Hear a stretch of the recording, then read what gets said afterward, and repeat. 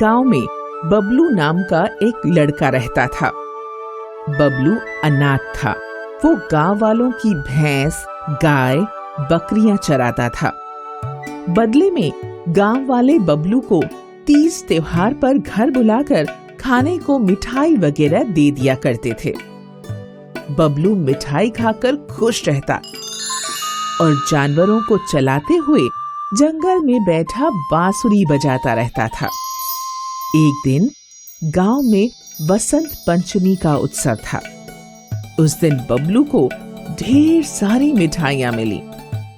जब बबलू जंगल में बैठकर मिठाई खा रहा था तो एक बूढ़ा आदमी बबलू के पास आया। बेटा, 3-4 दिन से भूखा हूँ, कुछ भी नहीं खाया है, थोड़ी मिठाई मुझे भी दे दो। बबलू ने अपनी आधी मिठाई उस बूढ़े आदमी को दे दी। जैसे ही आदमी हाथ में मिठाई लेता है, वो एक वन देवता में बदल जाता है। तुम बहुत दयालु हो बबलू। तुमने बिना सोचे समझे अपनी आधी मिठाई मुझे दे दी। मैं तुमसे बहुत खुश हूँ। मैं तुम्हें 4 चीजें देता हूँ जो मुसीबत के समय तुम्हारे काम आएंगी। वन देवता बबलू को 3 टोकरियां देते हैं। पहली टोकरी में आंधी और तूफान है, दूसरी टोकरी में बारिश और ओले हैं, तीसरी टोकरी में आग है। ऐसा कहकर वन देवता गायब हो जाते हैं। वन देवता ने तो कहा था कि वो मुझे 4 चीजें देंगे। चलो कोई बात नहीं, 3 चीजें ही काफी हैं। बबलू अपने पास बची पूरी मिठाई नहीं खा पाता है और मिठाई को जमीन में गाड़ कर चला जाता है। जब बबलू अगले दिन उस जगह पर आता है तो वह देखता है कि जहां उसने मिठाइयां गाड़ी थी वहां एक मिठाई का पेड़ उगाया है जिस पर ढेर सारी मिठाइयां लगी हुई हैं। लगता है ये वन देवता का चौथा इनाम है। बबलू पेड़ पर चढ़ जाता है और मिठाई खाने लगता है। उसी समय जंगल से एक बूढ़ी राक्षसी गुजर रही थी। उसने बबलू को देख लिया। अरे, आज तो बहुत बढ़िया शिकार मिला है। इसकी तो मैं मसालेदार सब्जी बनाकर खाऊंगी, लेकिन पहले इसे पेड़ से नीचे उतारना होगा।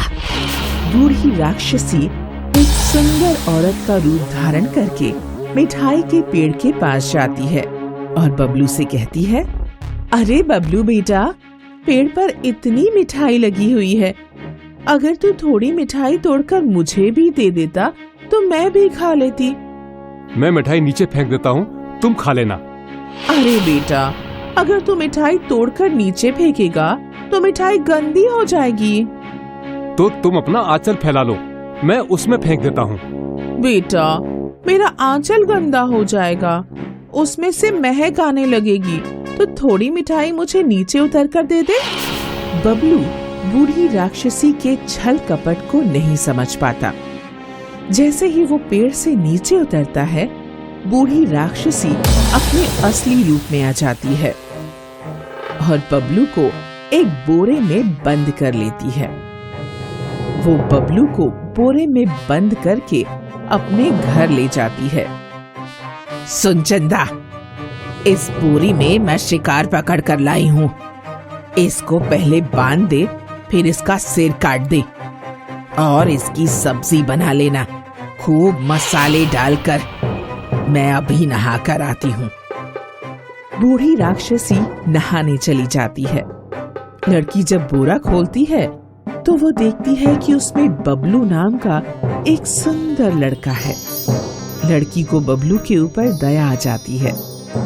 दोनों में कुछ देर बातचीत होती है। ये राक्षसी मेरी कोई नहीं है।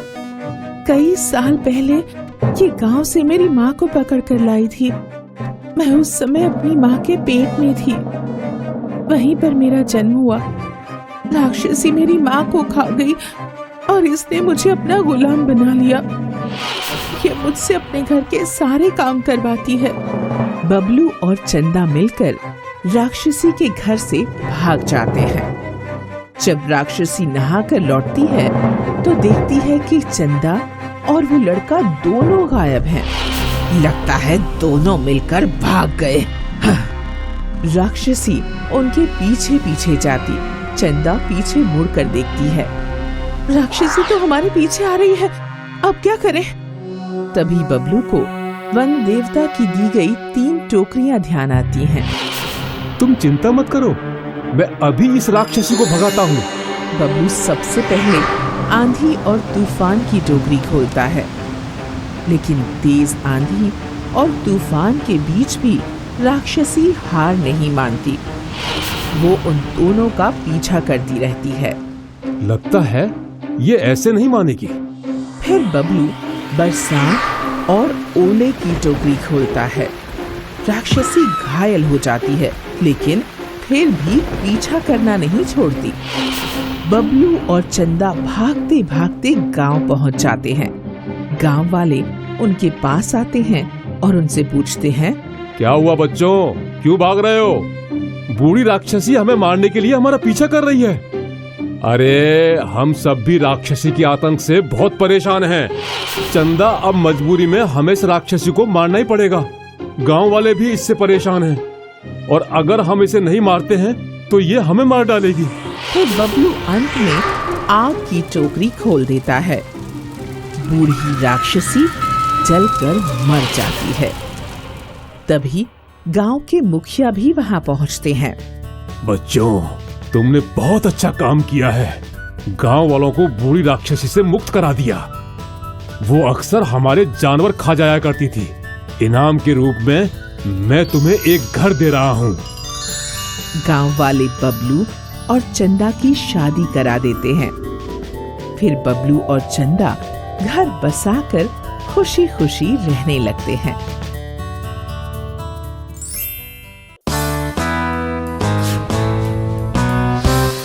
सिंघड़ में एक संपत नाम का व्यापारी रहा करता था।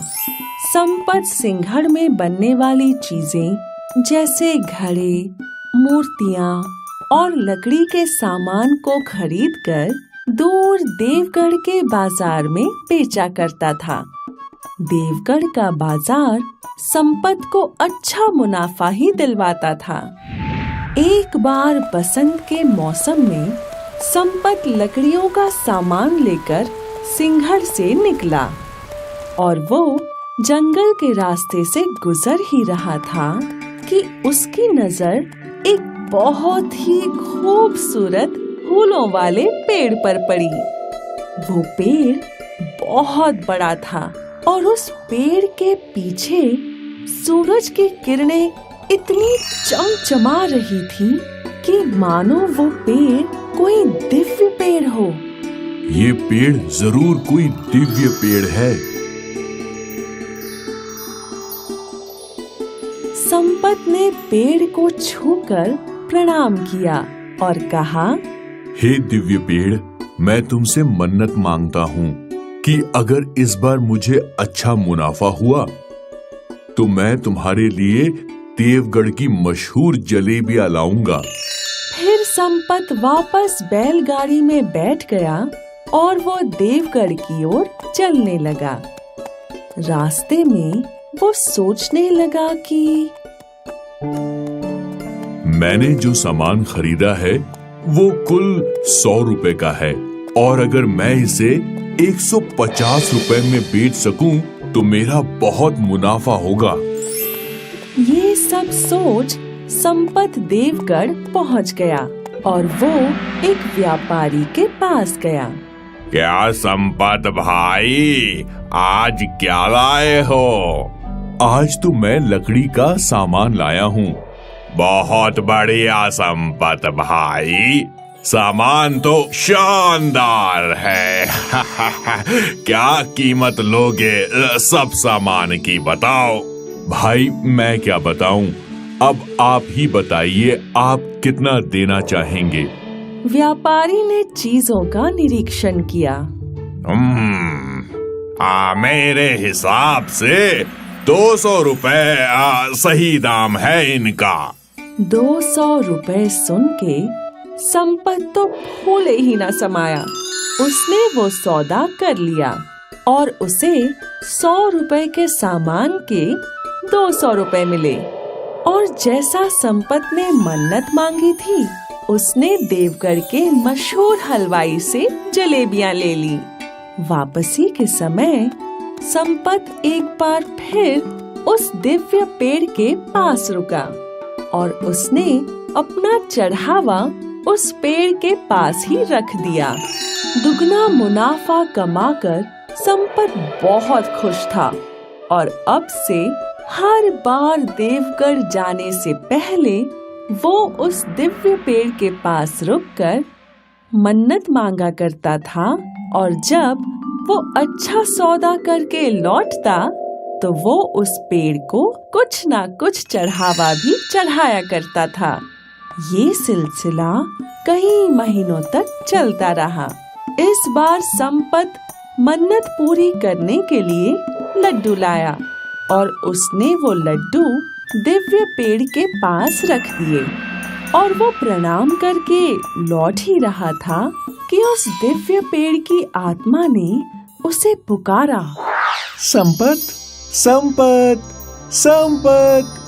आवाज सुन संपत मुड़ा और पेड़ को बोलता देख उसके सामने प्रणाम करने लगा। हे भगवान, मेरा अंदाजा सही था, ये सच में दिव्य पेड़ है। मुझे साक्षात दर्शन मिले हैं, मैं धन्य हो गया हूँ। संपत, मैं कोई दिव्य पेड़ नहीं हूँ, मैं बस इस पेड़ की आत्मा हूँ। मैंने तुम्हारे लिए कुछ नहीं किया। हुआ उसमें मेरा कोई हाथ नहीं था। तुम मुझे बेवजह मिठाइयाँ चढ़ाते हो, इससे मुझे कोई खुशी नहीं मिलती, बस मुझे चींटियां ही सताती हैं। आज मैं तुमसे बात कर रहा हूँ क्योंकि मुझे तुम्हारे कारण परेशानी झेलनी पड़ रही है। मैं तुम पर खुश नहीं हूँ, बल्कि तुमसे परेशान हूँ। ये सब सुन संपत के चेहरे की हंसी उड़ गई और उसे अपनी गलती समझ आ गई। और इस कहानी ने हमें ये सिखाया कि संपत का मुनाफा उसकी मेहनत का फल था। और हमें ये भी सीख मिली कि हमें अपनी मेहनत पर विश्वास होना चाहिए, ना कि अंधविश्वास पर।